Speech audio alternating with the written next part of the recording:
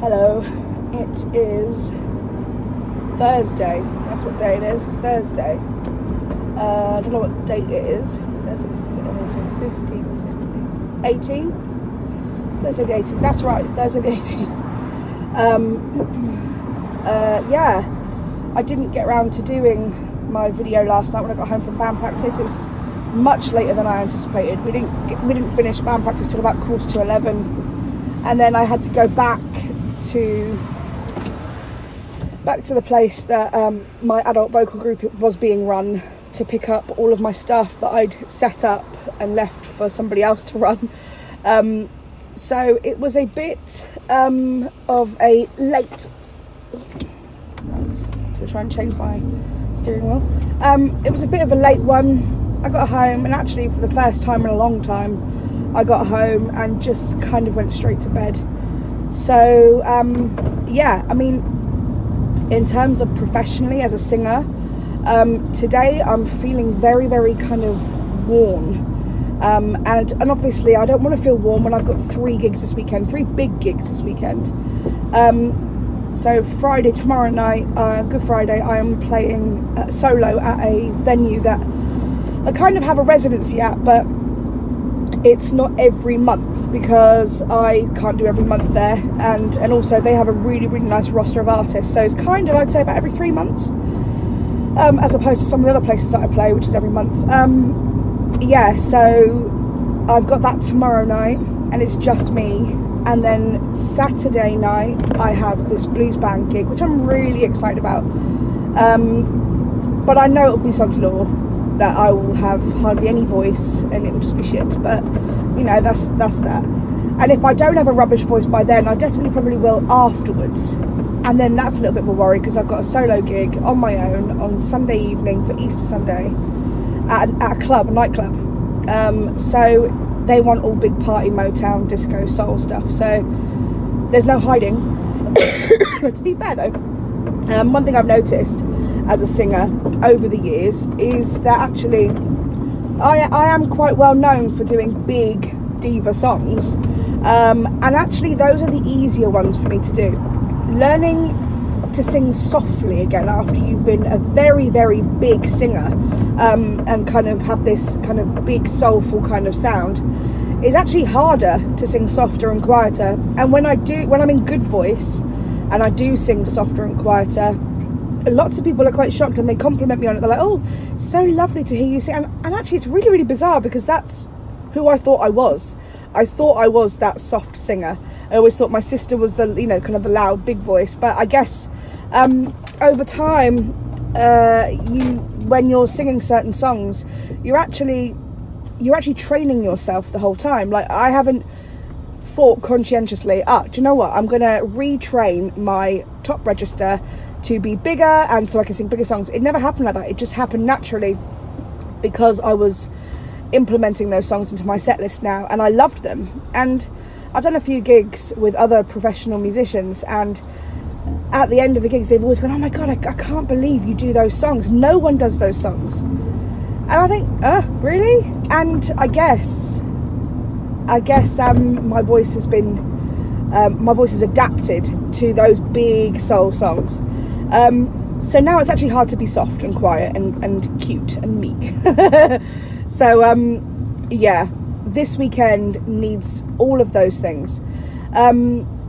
All of those kind of big songs, big voices. The one on Saturday is this blues gig, and there are elements of kind of, you know, softer songs, but they're all by artists like James Brown and Aretha Franklin, so they're never going to be softly sung. Anyway, that's that done. I just wanted to mention how I actually felt physically in comparison to other days, and how I'm kind of dreading this weekend, because I know it will probably be gone.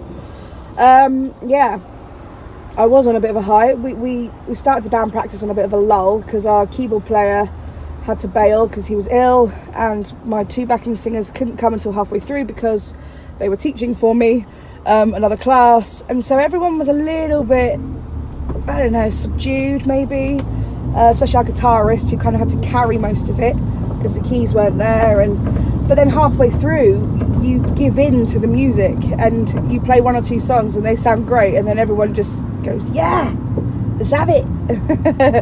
So yeah, it picked up and we had a good laugh by the end. But I was tired and I came home and I looked like this. Hello.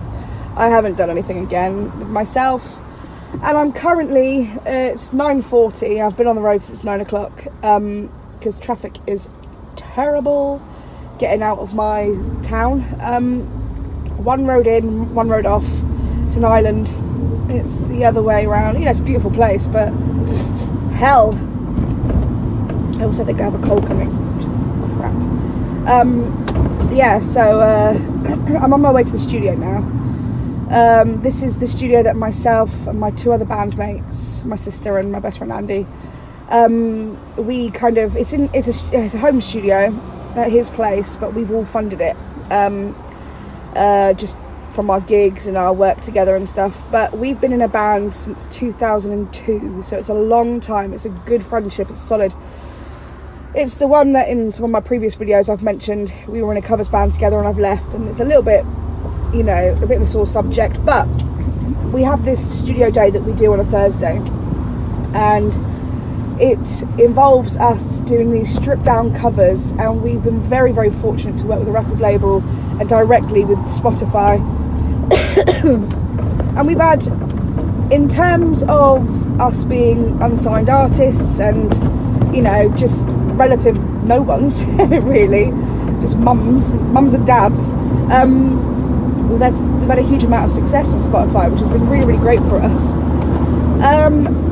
And we dedicate a Thursday solidly from kind of between 9 or 10 in the morning until about 2-3 in the afternoon, because people got kids, pick them up from school and stuff. We dedicate it to doing these stripped down covers with videos, and sometimes we record the songs 1 week and then we do the videos the following week, then we release the week after that. So we have a system and it works, but it's a business. It's not. It started off with us just thinking, oh, what songs should we do? And now it's strategic. We have a plan. We know what songs we're going to do. We know how long a video takes. The cameras get put on charge. We go in, the lights go off, fairy lights come on. It's literally, it's a business. We go in, we have a nice cup of tea with each other, and that's it.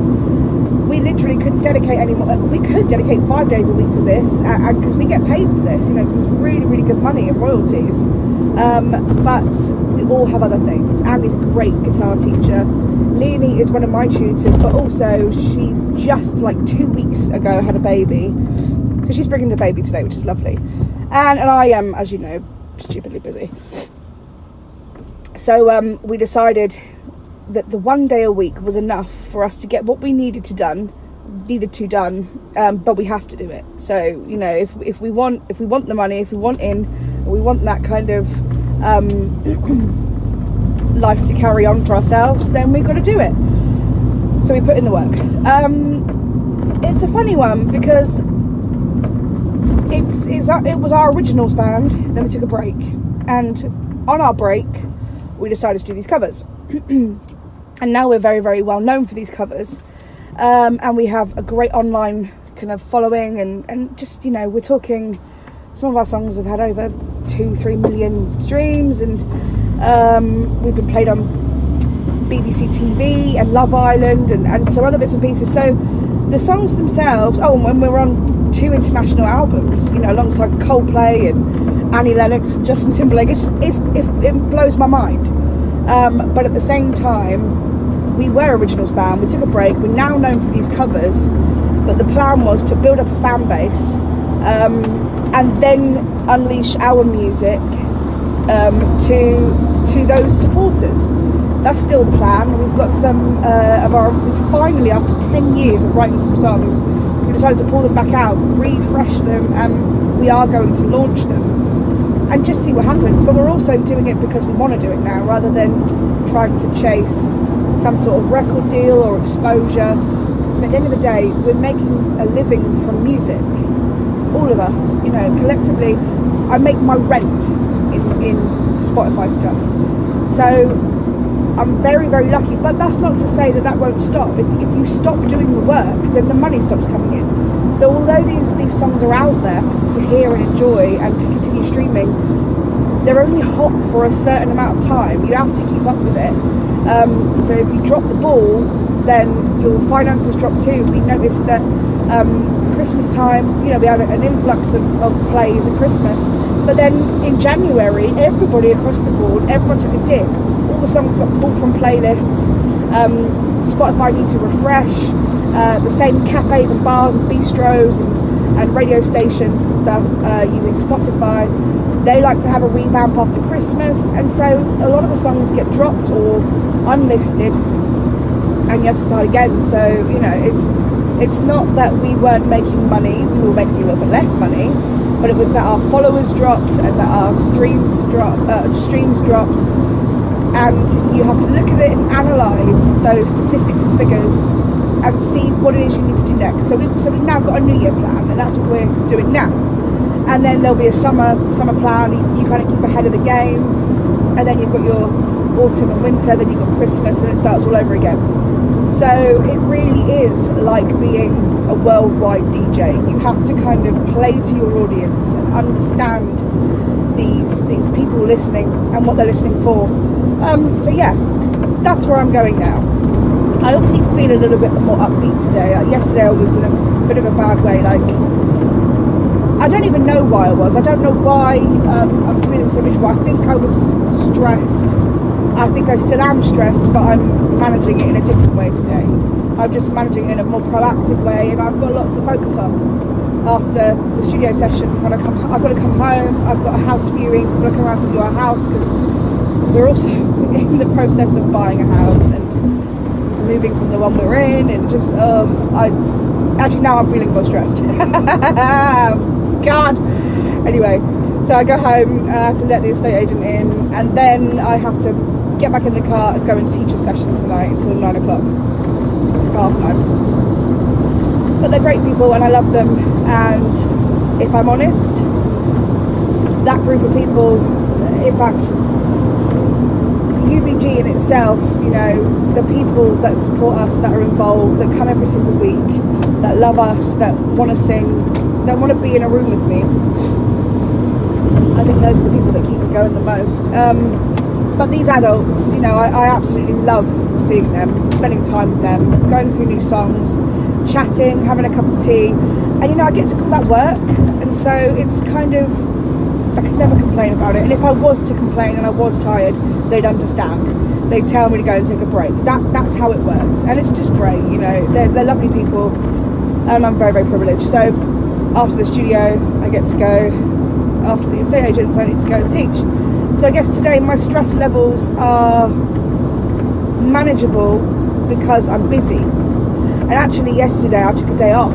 Maybe days off don't agree with me. The day before I wasn't feeling too great, and then worry crept in, and then I think yesterday was a stress day. This must be why I keep myself busy. And my husband always says to me, if you didn't do it, you'd be so bored. And I genuinely, because my house was tidy yesterday, and I didn't have to do anything because we're trying to keep it tidy because the estate agents pop in and out. I had nothing to do, and I know I had a lot to do, but my mind wasn't on it. My mind was not engaged. I was just worried about it. And when you're worried about something, you can't give it everything you want. And in terms of my studies, this is, but I just couldn't give it what it needed because I'm afraid of it. And so I wandered around my house, and I actually was just looking around thinking there's nothing to do and I'm so bored.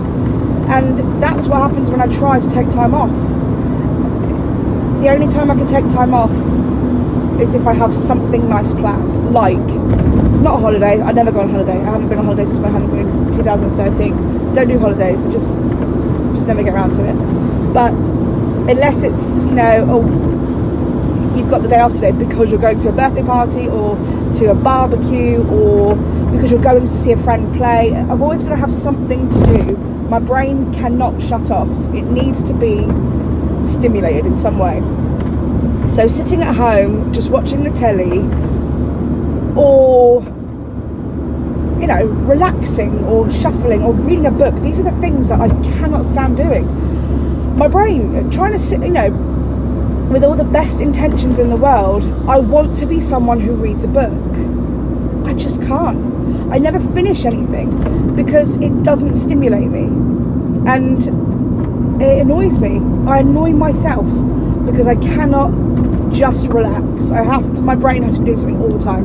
And yesterday, at periods of the day, I was on my laptop just like finding things to do. It's ridiculous, but it's just who I am. I think my brain has been so stimulated and engaged for so long that the moment you take it away from me, I suffer. I think that's when my come down starts. So I spend a lot of my time on a high, and busy, high and stressed, or high and tired, but always up there because I'm doing something. So if you suddenly take that away from me, tired and stressed become low points. And I guess that's the same for a lot of people who are active and busy and creative. You kind of, if you strip that creativity away, what do you have? A very, very exhausted body. And no one wants an exhausted body. No one wants to be a shell of themselves. So yeah, today I am putting my stress to good use. I'm creating another high for myself by being busy and cracking on. Happy Thursday.